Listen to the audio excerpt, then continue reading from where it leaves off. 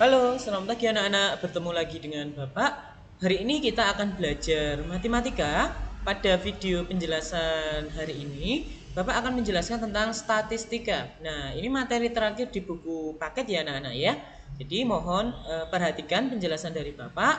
Nanti kalau misalnya ada yang belum jelas bisa langsung ditanyakan kepada Bapak.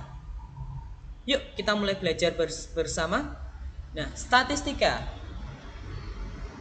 Sebelum ke statistikanya, kita perkenalan dulu bagaimana cara mengumpulkan data ya. Data dan pengumpulan data. Suatu data itu dapat berupa angka-angka anak-anak.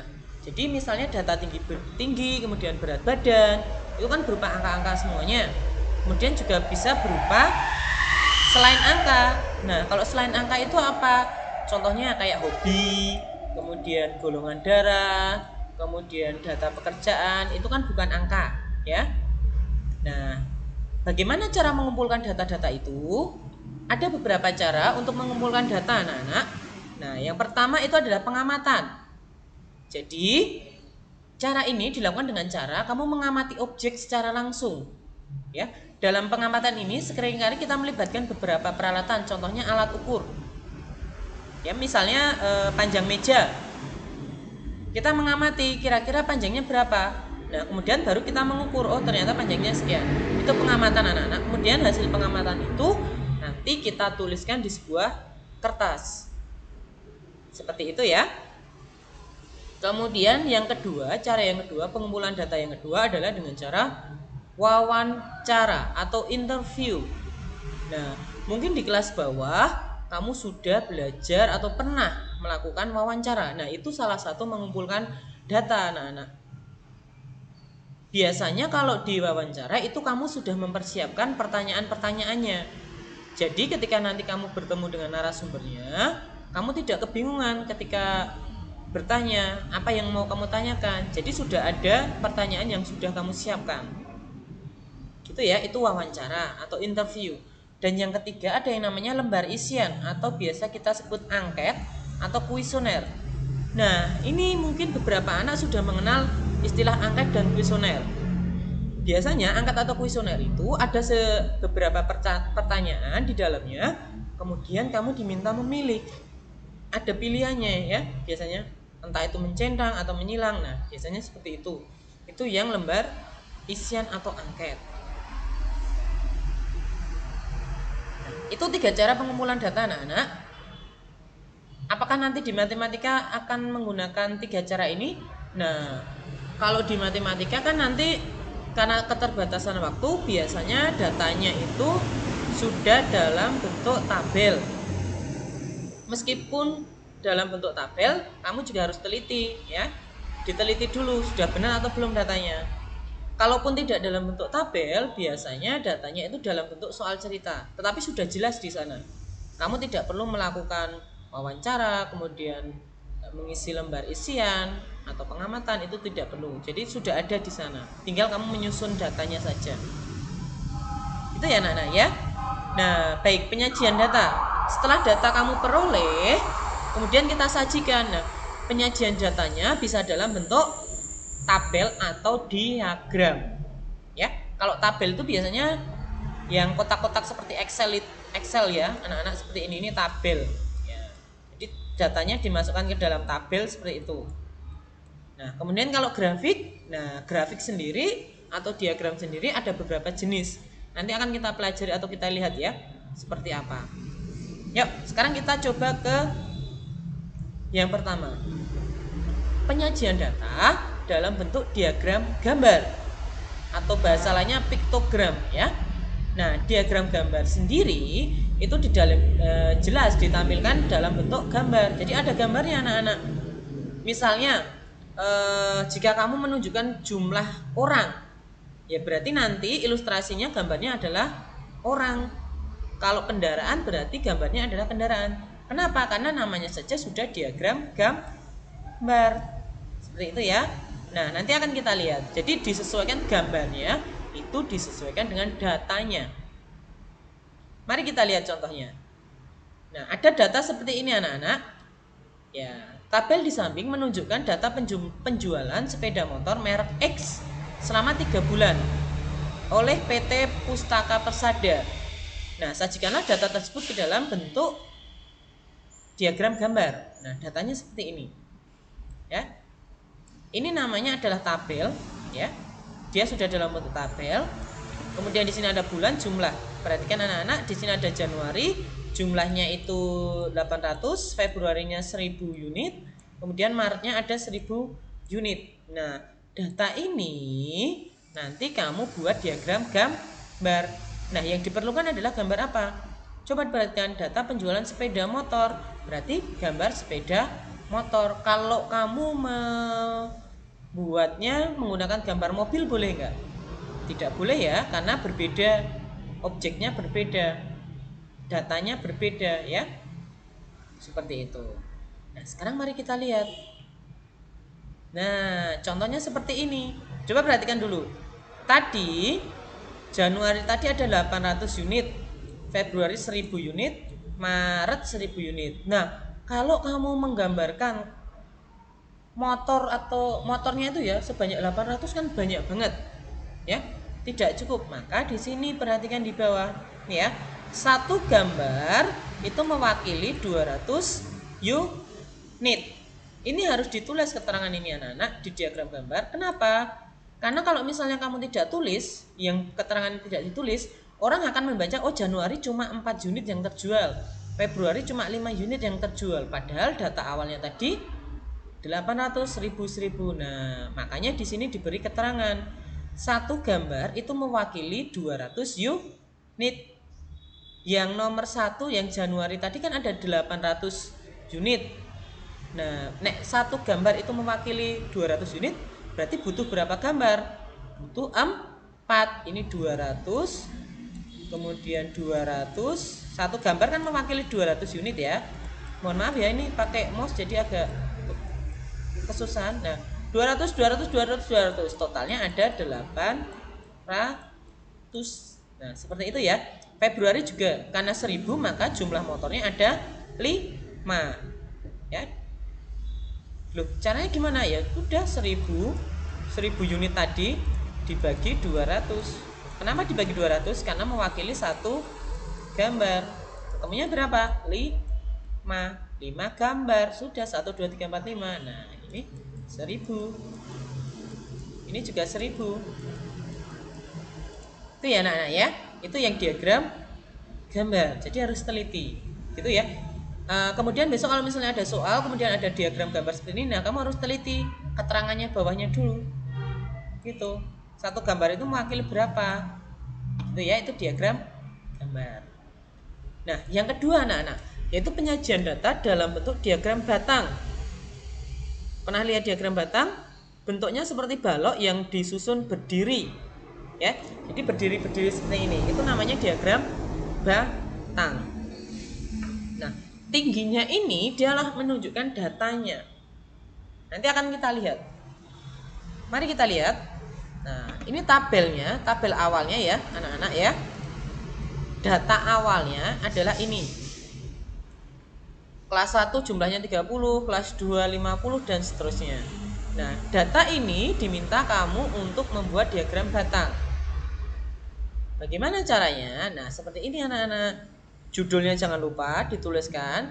Judulnya bukan data lagi ya, tapi diagram batang.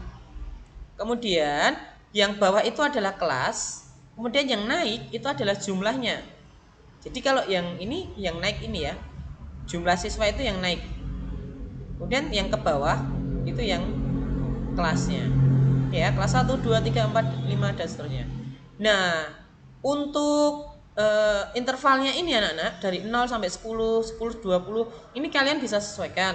Karena kalau misalnya kamu harus membuat 60 baris itu akan banyak banget. Jadi untuk menyingkat, dia intervalnya 10. Interval jaraknya ini loh anak-anak, dari 0 sampai sini itu 10, 10 sampai 20 itu 10. Itu harus sama ya. Tidak boleh di sini jaraknya 10, kemudian di sini jaraknya 30 misalnya, nggak boleh, harus sama ya. Jadi harus sama. Kalau misalnya mau 30 ya berarti sini 10, maaf di sini 30, kemudian naik di sini 60 dan seterusnya, kelipatannya. Seperti itu ya.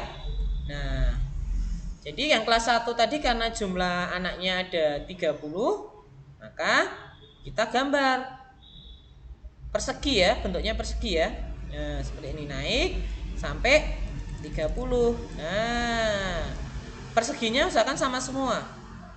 Yang kelas 2 tadi ada 50. Nah, naik sampai ke atas sampai angka 50, ini harus lurus 50, kemudian turun dan seterusnya. Mudah ya? Kalau datanya sudah ada mudah.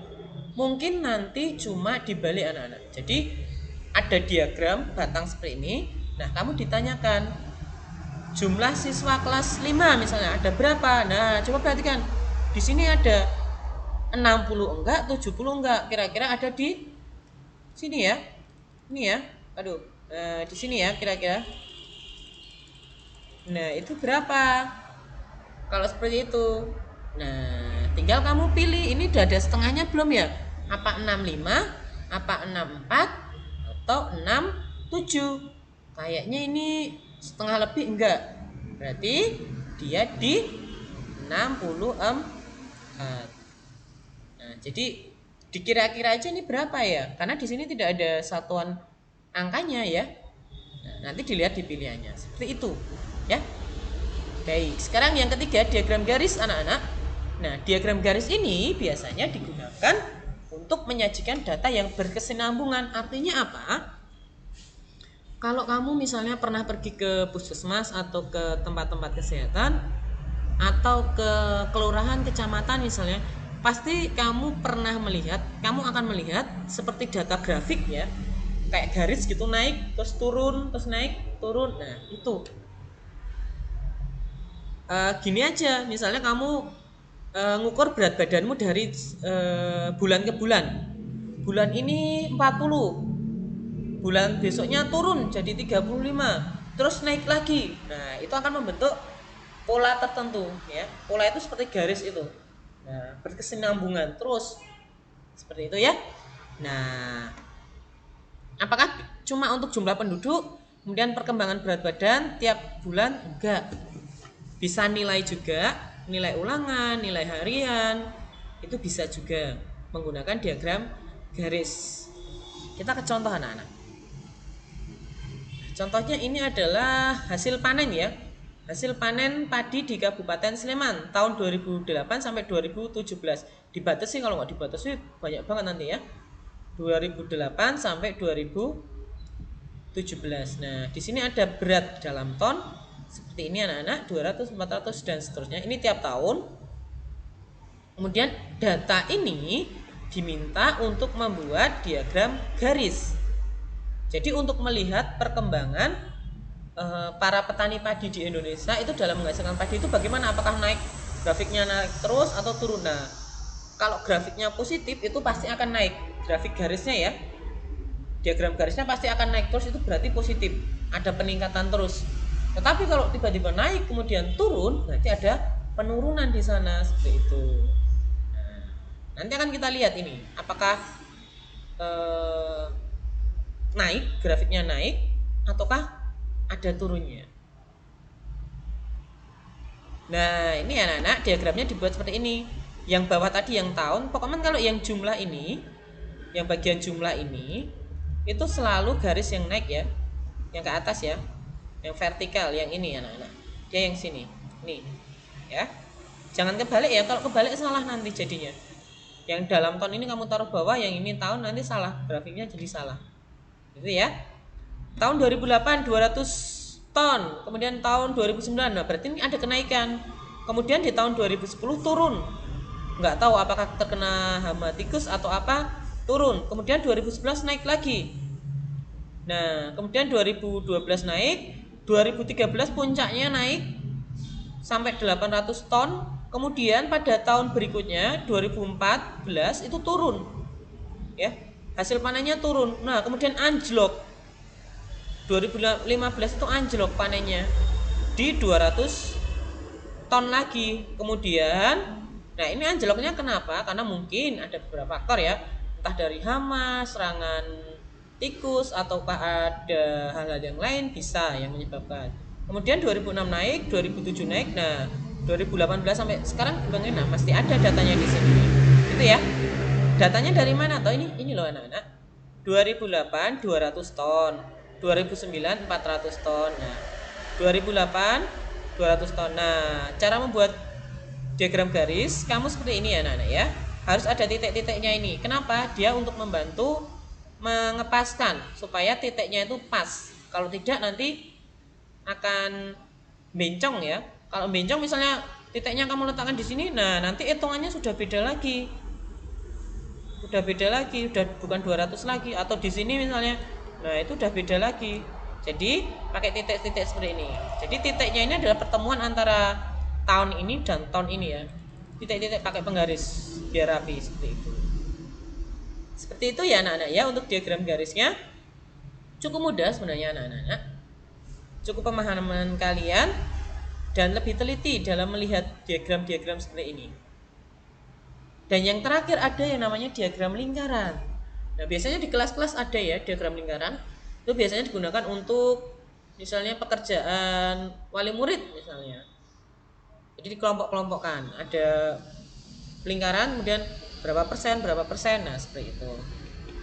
Diagram lingkaran itu dibuat dengan cara membagi sebuah lingkaran ke dalam juring-juring. Jadi kemarin kan tahu kamu ya juring ya. Lingkaran itu dibentuk kayak juring-juring. Seperti itu. Jumlah juringnya adalah menyesuaikan datanya. Tiap bagian ini menunjukkan persentase atau besar sudut dari masing-masing data. Bisa persentase, bisa sudut anak-anak. Tapi biasanya yang paling sering adalah persentasenya. Oke, mari kita lihat contohnya. Ada data seperti ini anak-anak. Data olahraga yang disukai oleh siswa kelas 6 SD Harapan. Ada bulu tangkis, sepak bola, renang, bola voli. Datanya adalah ini ya. Ini adalah datanya. Nah, apakah ini bisa langsung dimasukkan ke dalam diagram lingkaran? Belum, kita harus mengolahnya dulu. Kenapa? Karena diagram lingkaran itu kan total seluruhnya. Nah, ini ya. Kalau dalam persen berarti ada 100%. Nah, ini kan belum. Kalau dalam bentuk persen ya. Bentuk derajat juga ada juga. Sekarang kita ke persennya dulu. Nah, kita ubah dulu anak-anak. Langkah pertama adalah mencari persentase dari masing-masing cabang olahraga. Nah, coba perhatikan. 5/24. 5-nya dari mana toh? 5 itu dari ini anak-anak. Kemudian 24 itu adalah totalnya ini ya. Jadi banyak siswa kamu jumlah, semuanya ada 24 anak. 5 dari 24 kalikan 100% ya. 5 itu jumlah anak yang menyukai bulu tangkis. Kalikan 24/24 itu adalah jumlah siswa. Jadi di sini bawahnya sama semua ya. Kalikan 100%, ketemunya adalah 20,833. Dibulatkan jadi 21%. Nah, mohon maaf tadi di catatan clear ya anak-anak, yang nomor 1 ini tadi itu belum diganti, masih 10, harusnya adalah 24. Mohon koreksi, nanti bisa diganti di catatan. Kemudian untuk yang sepak bola juga sama, ada 8 anak yang mengikuti sepak bola dari 24 anak, berarti 8/24. 240 itu adalah total anaknya. Kalikan 100%, ketemunya 33,33%. Dibulatkan supaya lebih mudah untuk menggambarnya, 33%. Persentase renang juga sama, 5 dari 24 kalikan 100, 20,833 menjadi 21%. Dan yang terakhir adalah bola voli, itu ada 6 orang dari 24 orang dikalikan 100 dan adalah 25 orang. Nah, data ini sudah kamu miliki. Nah, jadi kamu harus ubah dulu. Itu kalau dalam bentuk persen, kalau dalam bentuk sudut ya sudut nanti. Ya. Kemudian derajat ya derajat. Karena ini persen ya berarti satuannya persen. Setelah ini bagaimana Bapak? Nah, setelah ini tinggal kita masukkan ke dalam diagram lingkarannya. Langkah pertama, kamu gambar lingkaran utuh. Ya. Pakai pensil dulu. Kemudian itu kan dalam bentuk persen. Nah, coba perhatikan anak-anak. Kalau lingkaran penuh itu kan 100%. Berarti kalau misalnya kamu bagi 4, berarti masing-masing adalah 25%. 25%, 25%, 25%. Nah, 25%. Sekarang datanya tadi. Lupa ini 21, 33, 21, 25 gimana? Nah, cari yang paling mudah dulu. Ini 25 ada, berarti 25 itu bola voli, berarti membentuk sudutnya ini ya, siku-siku ya, pas ya, siku-siku ya. Nah, kemudian bulu tangkisnya 21, berarti nek 25 tadi kan segini anak-anak, nek 25 ya. Berarti nek 21 kamu kira-kira oh segini. Nah, seperti itu ya. Sudutnya jadi sudut lancip.